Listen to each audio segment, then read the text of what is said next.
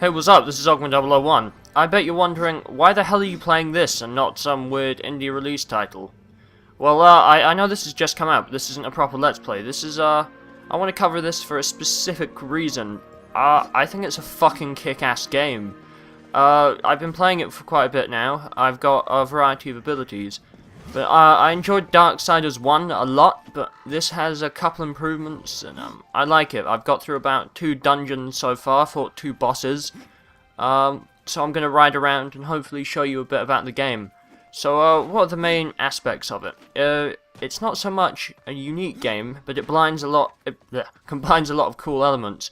For example, it combines elements from games like God of War, where you have a slick, combat, where you can jump around, dodge things, and attack real time. So, for example, I can do different combos. This one is a crowd control combo I bought. It's quite expensive, but it looks amazing. So, and then by combining those attacks, I can do something like that and do a lot of damage. You also get a variety of weapons. So I have these. I've got a hammer. I haven't got any other weapons on me at the moment, but there are a variety of other ones. You also get a gun that belongs to your other brother Strife. So you may be thinking, okay, so it's a spectacle fighter. No, actually, it's not, because it's also a platformer. I can run around and jump up stuff. I can run along walls. I can go swimming. So it combines elements from Prince of Persia as well, which is kind of cool, in my opinion. So you can run along walls and shit and jump around. It also has a heavy RPG element, so you can get a variety of different weapons and like gauntlets, and you can pick them up Diablo-esque style, which is kind of cool. You've also got an RPG style progression system there, which all of these things actually blend really well. You also get your horse, because you play as a horseman of the apocalypse in Darksiders if you don't know much about the game, so you can ride around and shit, and it's kind of awesome. The game does have its issues, especially with the PC version. Like, the V-Sync doesn't exactly work, so you may see occasional screen tearing, which kind of sucks donkey balls. There's not exactly a lot of PC options. I also don't like the PC controls, but I've got my handy-dandy PC Xbox controllers, so that's not really an issue for me. I recommend picking one of these up, by the way, as well, because it means if you get a game that doesn't have great PC controls, it doesn't really matter, because I can ride around fine. So yeah, this is, for example, this area is the Weeping Cavern, and I'm going to jump around here for a bit. We can just get off the horse. There we go. Fantastic. So this is more of a jumpy area, so I can show you some of that. And as you can see, we can just leap around the area like nobody's business. It's all controlled with one button A. So this is, we'll see. Yeah, you can also find keys in various areas and things, but this is what I'm talking about. Oh yeah. So you can just sort of glide around the joint like nobody's business, and the game's fine with that. The controls, for the most part, feel really fluid, actually, which I was quite surprised with. I think I like the platforming in this game quite a bit compared to other ones, because if you die, it doesn't make the platforming a big deal, so it's all kind of fun like that. Other things about the game, the great combat system. The exploration, the map is quite massive, and there's a lot of hidden areas. Like all of this area, you don't have to do any of this. You don't have to explore all of this gaff. I'm just doing it out of option because I want to. There's also role-playing elements where you can speak to various characters, and Death can be all angsty, because Death is a bit of an angsty character, to be perfectly honest. Let's see, what am I going to need to do here? I think this is a timing section, actually, so we'll need to do it before it drops, and we get through the area nice and easy. So there'll be little puzzles like that. There are various puzzles. It has Zelda-like dungeons where you'll go through and fight bosses that require various different tactics to deal with. The Death is also actually quite an adept swimmer, which is kind of cool, so we can fuck shit up. But yeah, again, I'm showing this game off to you guys because I really think it is a fantastic game. A lot of people might claim it's not original, which you'd sort of be right, but it blends the elements in such a way that it feels new, which, in my opinion, is kind of enough. So, you'll also have to fight, you can dodge around, you also get various abilities, which is kind of cool, so I can do things like that. Eventually you can get into Death's true form, which is basically a really powerful attack, much as in the last game, and you can do a lot of damage in his war form. And yeah, that's how the combat works. As you can see, I didn't really take any damage, but the combat can actually be quite punishing and difficult, which is kind of nice. Well, it's not too hard, but it's doable. It's nice. The combat works. Anyway, so yeah, you can also find chests. We've got a key here. This key will open various doors and things. So yeah, all of this area don't have to be here. This is all completely 110% optional, which is kind of fantastic, really. I don't know, it's the sort of thing that I don't have to be dicking around here. There's no reason I have to be doing any of this bullshit. But I am, and it's okay that I am. But I believe we are now going down here.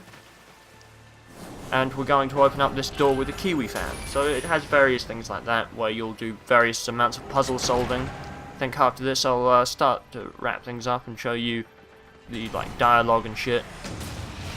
Ooh, shit. So this beastie is a bit more powerful. We can lock onto him. Oh, yeah. So there are various other things we can do like that. So you'll need to focus on an enemy. And we can do aerobatic attacks, which, for example... Oh, shit. No, I'm not going to do any of that. We'll deal with him, don't worry. There we go. So you have various attacks like that, where I can leap around and shoot the fucker. I find that the hammer is a very effective weapon, so I'm going to show you a bit of that. You can hold it down and charge up an attack and do that, which does a crap ton of damage. You'll also see RPG-like numbers popping up as your equipment is, doing damage and shit.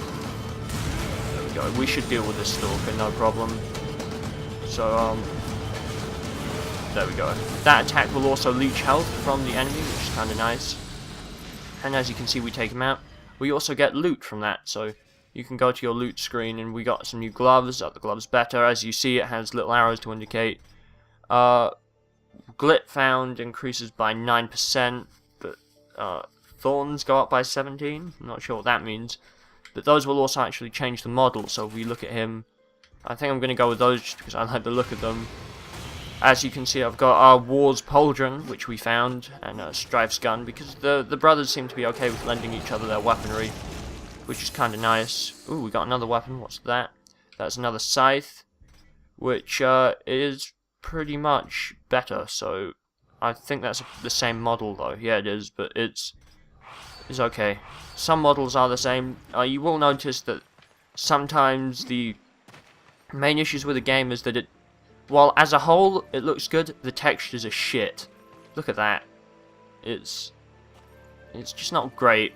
I have a feeling that is because it is a port. It was designed to run on the PS3 and Xbox, which, as you know by now, have inferior graphical technology. This isn't me starting a console war, this is me just... Oh my god, I'm probably going to get so much flack for that. It's just the fact that the PC will have better graphics because it's not 7-year-old hardware. But anyway, I'm not getting into this. I think all of them are equally good, they all have a place. I have a nice PC, it cost me a bit more. I understand that people like the consoles because it's an easy, cheaper entry level for gaming. And we should all just get along because we all like video games. We don't need to get angry and fight each other about it. Come at me, bro! Yes. There we go. Oh yeah, that's it. That's lush. This is one of the things I love about the game, is you can do things like that. And we've got a book of death page, I guess. But yeah, this is one of the things I like about the game. It's the wall running and shit. Although we fell. Let's see what's down here, actually. Exploration is actually surprisingly fun in the game. There's always... You'll ride past an area, see something interesting, you'll stop and take a look at it. If I can remember the controls for swimming, it's A to go back up. And you'll ride around, run around, and find just different cool things. And like this entire area, again, as I said before, is entirely optional. I do not have to be here. Ah, but anyway, I think we're done here. Now we've explored all of this area. And we can get back up and get straight back onto the warpath, because that's why we're here. We're here to free our brother War, I think, from the Charred Council. So this takes place before the events of Darksiders 1. Well, it doesn't take place before the events. It takes place during War's imprisonment, I believe. I need to sort of... There we go. I need to shoot these as part of the quest, and I can obtain them, and feed them to a construct. So yes. The voice acting in the game, for the most part, is good, which is nice. I'm a fan of nice things. Nice things are nice. No shit! God damn it, Ogma! Yes, but this was just an area that we didn't even have to go to. You can there is mounted combat within the game, so I can run around and shoot. I can use my scythe and fuck shit up like it's 1999. We can ride around and find various things. Just explore. So, see this guy here? There we go. We can just ride around and wield our axe. We can fire from horseback, do various governors like that, which is all nice and fun. And we can just explore. So this is where I was headed. This is where we needed to end up, so we can take a look at this. I believe this might be a dungeon, actually. There are quite a few dungeons within the game, but that's kind of awesome. Actually, before I do go in there, I want to see something else first, because I'm easily distracted by all the shiny things that the game puts everywhere. Like, what's up there? I want to know. I want to know what's up there, so I'm going to find out. Yeah. Again, I'm showing you this game purely because I really like it. That's pretty much it. It is a fantastic game that blends a lot of elements really well. And I cannot express how much joy this game brings me as I run and jump through the worlds. It also gives me an excuse to play it, because I was thinking of recording one of the other games, but I was like, I could record this, and that way I can show it off, and I can have fun playing it, because it's such a fucking brilliant game. Oh my god, I think we'll need to come back here, because there is backtracking, so I think to utilize that, we'll need some other type of equipment that we can get. There we go, that's another attack that I can use, and we can also try some different stuff out. Experiment with the combat system. There we go, that's my hammer. That's my hammer. This loot I got from a boss, which is nice, so this is loot that I got when I killed a certain enemy. And, we can ride around the joint, which is nice. Yeah. What would a horseman of the apocalypse be without his horse? The horse handles really nicely. I don't know, it reminds me a lot of the first game. It handles nice, it's easy, it's a nice way of getting around the large open areas, and it makes you feel big. You can also use the horse as a weapon, because when you dismount it does damage. There are very few loading screens, which is nice. There are occasional ones, such as the one you saw there, but that's okay, it wasn't exactly long. There we go. The weapon animations and animations are really nice. The sound design is spectacular. For example, as I jump around and rip things up, and just got another cool item. What have I got? What have I got? It's got that element to it as well. I'll show you this. I'm not really going to use it, but still. We got a shroud, so it's another type of thing, and we can equip that. But no, I prefer that because of the stats it gives me. So, as you saw before, I had a hammer, but I've equipped these, and now I've got various different attacks. So wait, what is that? That's a block, apparently, I think. That's kind of cool. So instead of charging it and doing a lot of damage, I can block incoming attacks. But if I have the hammer and I do the same thing, I'll charge a really cool... well, if I charge it, I do that. I also have various attacks, different combos that you activate. Oh yes, and there are various things like this within the game. So this is a construct that I've activated, and now I can now ride it around the joint, which you have to agree is pretty badass. Sadly, I can't really use it for much else apart from activating this, but I guess it's sort of the tutorial area. So it introduces new elements as you play the game, such as riding around on those. Yeah, puzzle solving, jumping around. Let's see, what's that? I'm not sure what that is. Oh, no. Sometimes the jumping controls can be a bit finicky at times, which is irritating. But yeah, I'm gonna hop on this mount. Alright, okay. Okay. I got this. I got this. There we go. There we go. We got this.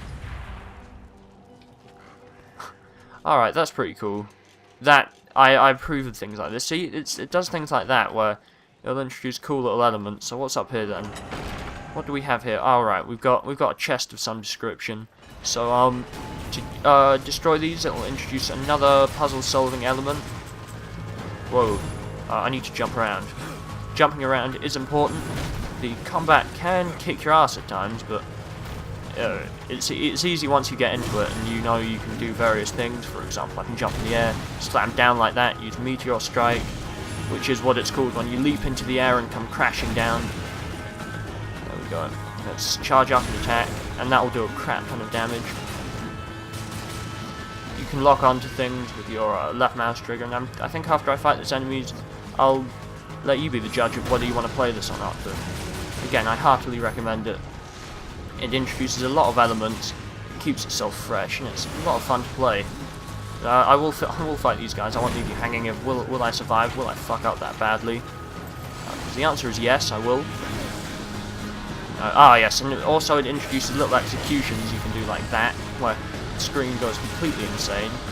There are a lot of people here. These bastards want me dead, but they will not have my brains because they are fucking stupid. I love Darksiders. It's just such a beautiful game. Again, it has good aesthetics, but the actual technical quality of the graphics are not great. I know I'm gushing, but I'm just having a lot of fun with it. The combat just feels fluid. It reminds me of God of War, but it introduces other elements which makes it different to God of War. So anyone who tries to say it's a rip-off, well, it's not. It's like calling a mixer, like a mashup of songs, a rip-off. It's not. It's just another way of viewing the experience.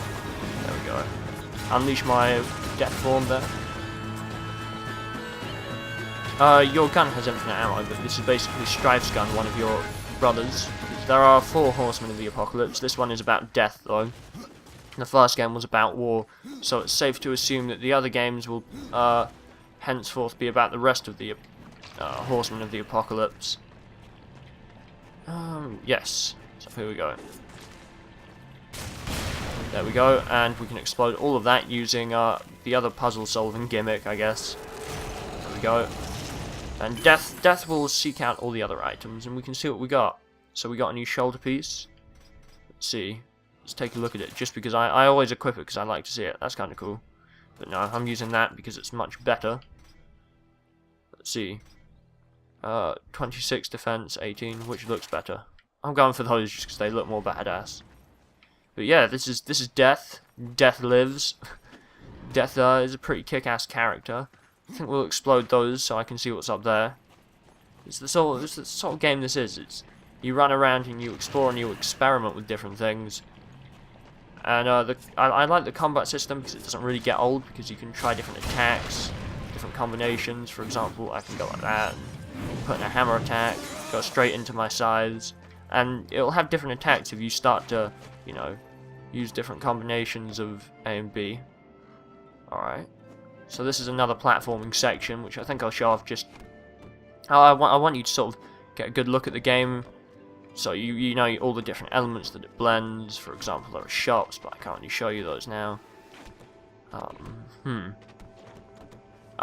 See, this is sort of where the platforming comes into its own, when you've got to run around, jump up and down, bounce off things. There we go. So what's down here? There's stuff down there, but again, there's also stuff up here, and oh my god, decisions. Where should I go? Where do I need to be? Game's making decisions for me there. But this has been Ogma 001. This has been Darksiders 2. It is a fucking kick-ass game. I can heartily recommend it.